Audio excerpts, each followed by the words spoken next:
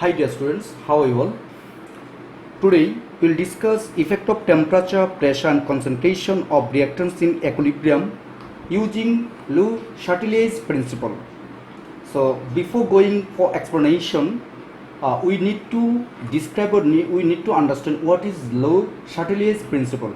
So I have written the principle here and I am reading it.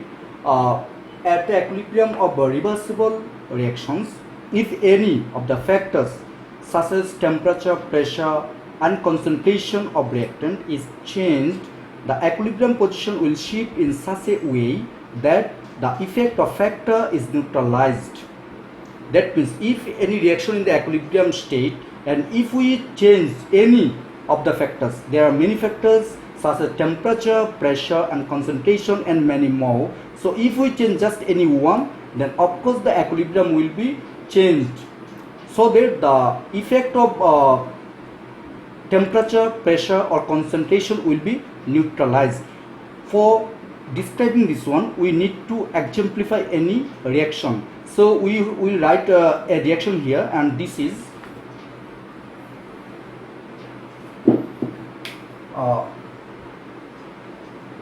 nitrogen plus hydrogen and ammonia, and we need to write here 2 because there are 2 atoms of nitrogen, so there are 2 mole of ammonia, so number of atoms of hydrogen will be 2 to the 6, so we write 3. So this is the balanced reaction. And before the description or before the effect of the temperature, pressure or concentration, we will first describe the effect of temperature. So effect of temperature, effect of temperature, effect of temperature in the equilibrium of any reaction. For describing effect of temperature, we need to determine whether this is exothermic or endothermic. First condition, whether it is exothermic or endothermic. If it is exothermic, then effect of temperature will be 1.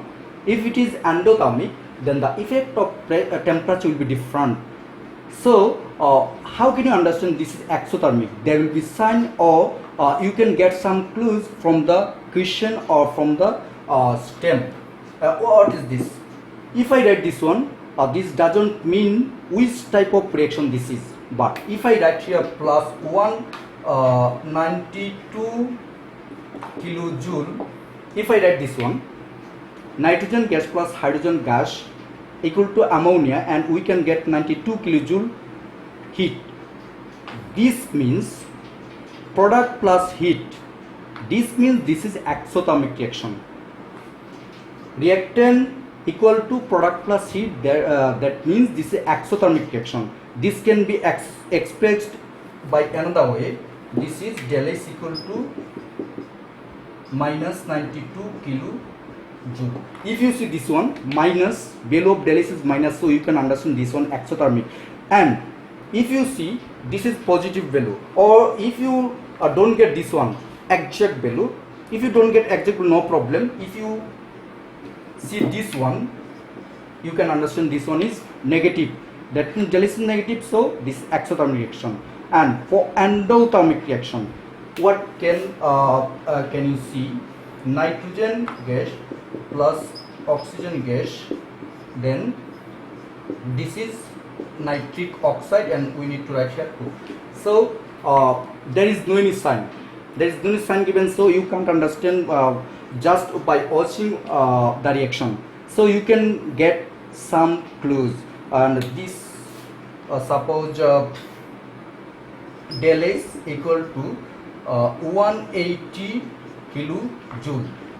If you see this one positive value, or del S equal to positive, if you see this one, this clearly indicates that this is endothermic reaction. There is another way you can see.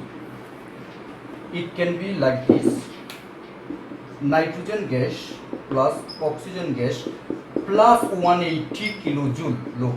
I have written reactants plus heat, then you can get 2 nitric oxide. If you see this one, this also means this is endothermic reaction. So before going for explanation, you first determine whether it is exothermic or endothermic. If endothermic, the effect will be 1. If this is exothermic, then effect will be different. So first we will discuss this one. Reaction of nitrogen and hydrogen, we can get ammonia. So this is exothermic reaction. So if we provide heat, then what will be happen?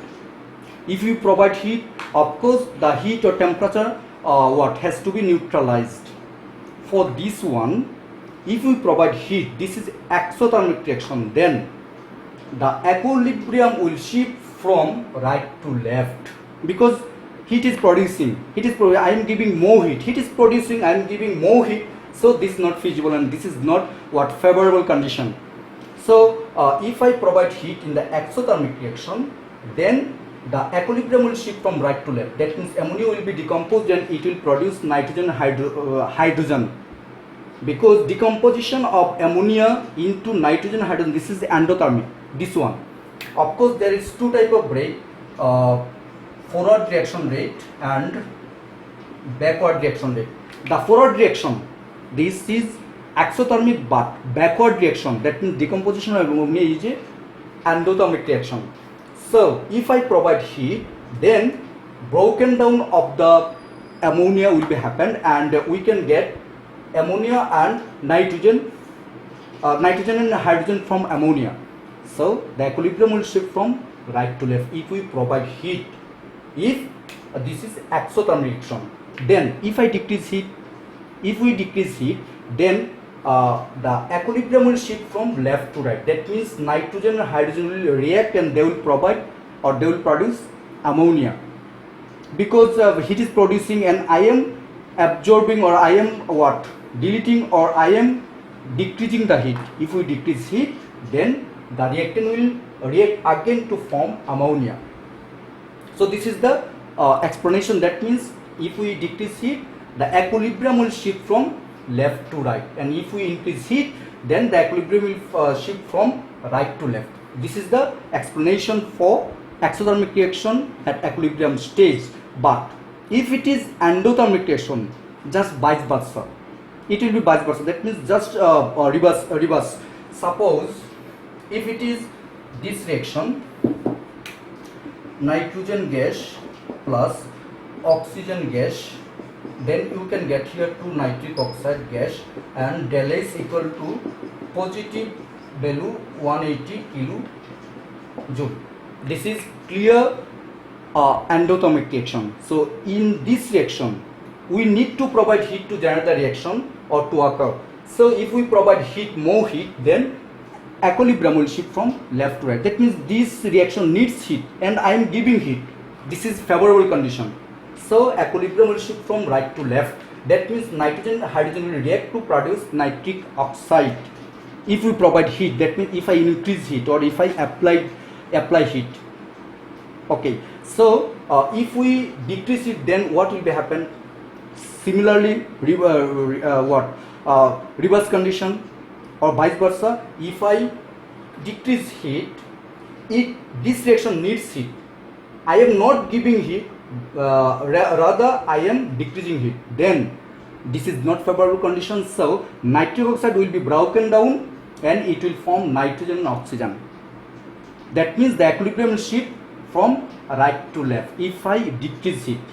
So this is clear. If I increase heat, equilibrium will shift from left to right if it is endothermic reaction. If we decrease heat, the nitric oxide will be broken down or it will be decomposed or it will decompose into nitrogen and oxygen. So this is the effect of temperature in the equilibrium state in any reaction. Okay. Now effect of pressure. Effect of pressure. For this one, for meaning this one, we don't need to consider or we don't need to detect whether this is exothermic or endothermic reaction. For this one, we need to calculate the number of mole of reactants and number of mole of the product. That means how many moles at the left and how much mole at the right side. Suppose this one, this plus hydrogen gas, and we can get here ammonia gas, and there are 2 atoms of nitrogen. We need to write here 2, and 2 is a 6. We need to write here 3. So this is the balanced reaction. And for this one, for explaining effect of pressure, we don't need to consider, or we don't need to determine whether this is exothermic or endothermic. We will consider the number of moles at the left side, number of moles at the right side. That means how much moles at the left side and how much mole at the right side. Here 1 mole, and here 3 mole. So total 1 plus 3 equal to 4 mole, and here 2 mole. 1 mole, 3 mole equal to 4 mole, and here 2 mole. So number of moles are 4. We know 1 mole equal to in STP 22.4 liter.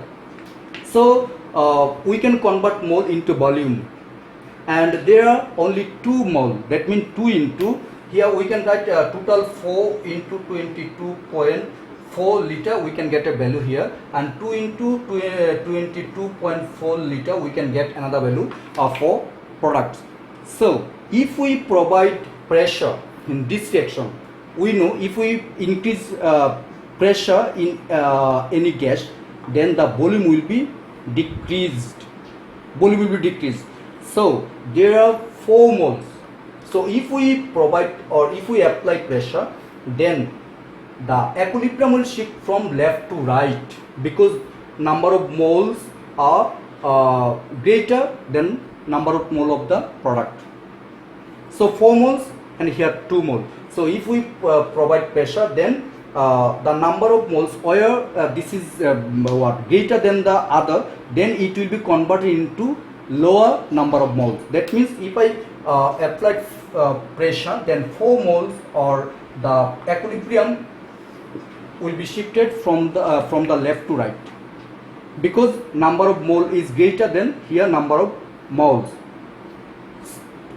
If I decrease pressure, if I decrease pressure here, what will be happen? Just vice versa.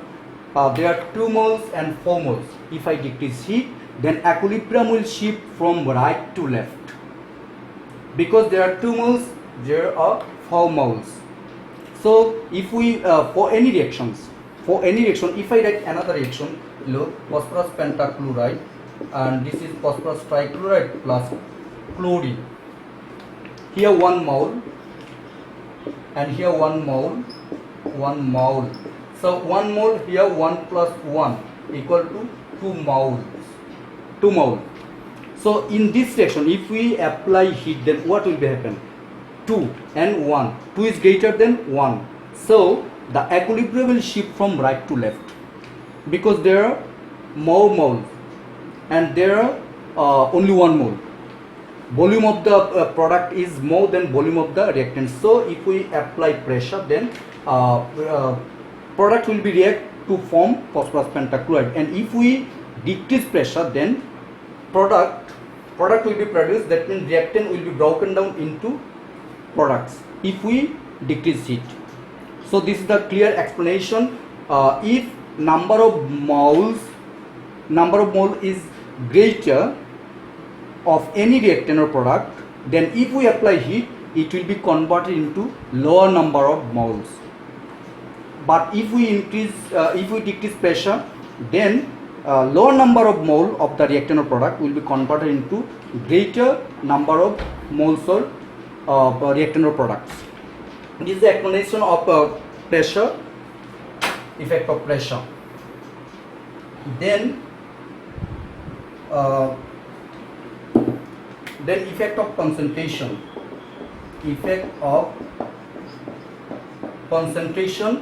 At the equilibrium of any reaction. So what is this? If we consider, I'll write same reaction here, nitrogen plus